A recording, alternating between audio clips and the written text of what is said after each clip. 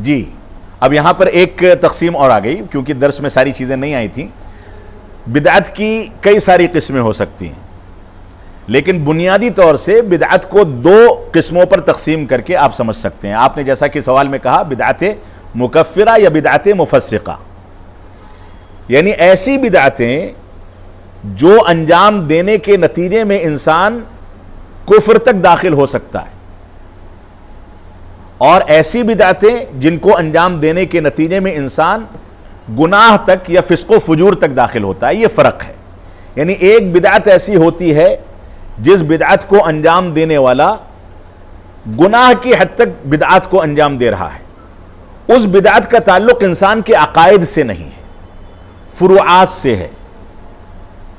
شریعت کے فرعی مسائل سے ہے۔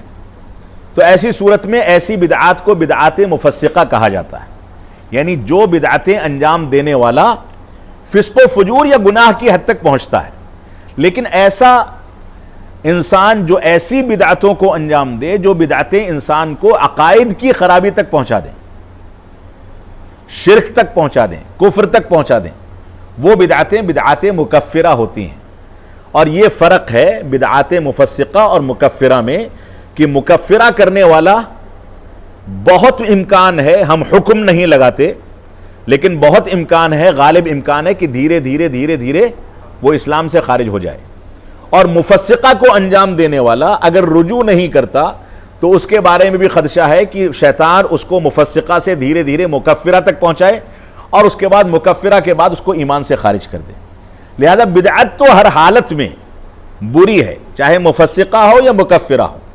لیکن فرق جو ہے یہاں پر اس ناحیے سے کیا جا سکتا ہے کہ مفسقہ کرنے والوں کے ساتھ دعوت و تبلیغ کا صلہ یا تعلقات کا جو دائرہ ہے وہ وسیع رکھا جائے گا، تاکہ ان کو سنت سے قریب لایا جائے اور بدعات سے دور کیا جائے۔ لیکن مکفرہ کرنے والے اتمام حجت کے لیے، یقین کی حد تک حجت قائم کرنے کے لیے سمجھایا جائے گا، دلائل پیش کیے جائیں گے، علماء کے ساتھ بیٹھ کر کے ان کو مجلسوں میں بیٹھا کر کے بتایا جائے گا، صراحت کی جائے گی، وضاحت کی جائے گی۔ اس کے باوجود سرکشی کرتے ہیں، توبہ نہیں کرتے، تو ان سے برات کا اعلان کر دیا جائے گا۔ یہ فرق ہے مفسقہ اور مکفرہ کے اندر۔ یہ ہمارے بھائی مکفرہ اور مفسقہ کی مثال مانگ رہے ہیں۔ مثال کے طور پر بدعات مفسقہ میں ہم یہ کہہ سکتے ہیں کہ کوئی نفل کسی نے ایجاد کر لی، جبکہ قرآن و سنت سے اس نفل کا کوئی ثبوت نہیں ملتا۔ رکعت تراویح ہیں، کوئی شخص 11 رکعت پڑھتا ہے اور کوئی کہتا ہے کہ نہیں میں 11 نہیں پڑھوں گا کیونکہ سنت یہ ہے کہ میں 20 پڑھوں، تو اس کا تعلق بدعت سے ہے، لیکن یہ فرعی مسائل میں ہے، اور وہاں پر تراویح کی نیت ہے نہیں ہے، اس کی تفریق کے ساتھ رکعت کی زیادتی یا کمی کا کچھ مسئلہ بیان کیا جا سکتا ہے۔ تو اس طرح کے مسائل جو ہیں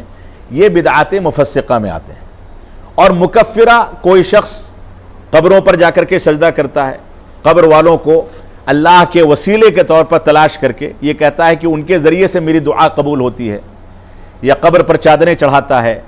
یا قبر پر پھول چڑھاتا ہے، قبر کو پکا کرتا ہے، یا کوئی ایسا اعتقاد رکھتا ہے کہ میں دعا کروں گا کہ دعا اللہ کے رسول صلی اللہ علیہ وسلم کے صدقے قبول ہوگی، یا فلاں نیک شخص کے صدقے میں قبول ہوگی۔ اس طرح کے اعتقادات جو ہیں یہ انسان کو بدعات مکفرہ تک پہنچانے والے ہیں، جس سے کلی طور پر اجتناب واجب ہے۔